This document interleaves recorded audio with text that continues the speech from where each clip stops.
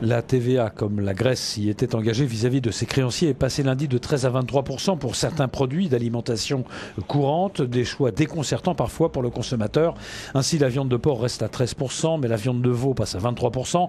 De même pour les pâtes et le pain. Nature, ces deux denrées sont à 13% de TVA, mais si les pâtes sont en sauce ou bien le pain vendu sous forme de sandwich, ils sont taxés à 23%.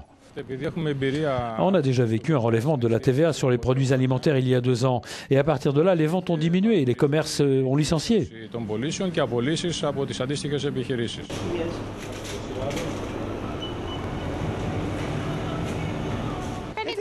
Moi, j'ai retiré 50 € du distributeur. J'ai déjà presque tout dépensé. Maintenant, je dois passer la semaine avec 5 €. Est-ce que c'est possible, ça ?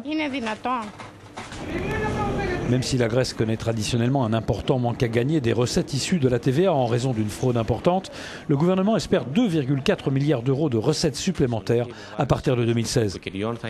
La charge supplémentaire pour les ménages atteindra 650 millions d'euros par an et ça concerne seulement la TVA sur la nourriture. Ça veut dire une moyenne de 157 € par ménage. Et cet argent, les ménages ne l'ont pas.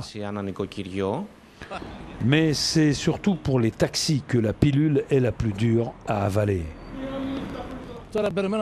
Cette hausse de la TVA va nous achever, pas seulement nous enlever les clients. De toute façon, il y en avait peu. On ne peut pas supporter ça. Les gens ne peuvent pas supporter ça. Seulement pour les 23% de TVA pour les taxis, ça fait 2 € par-ci, 3 € par-là, qui viennent s'ajouter au budget familial.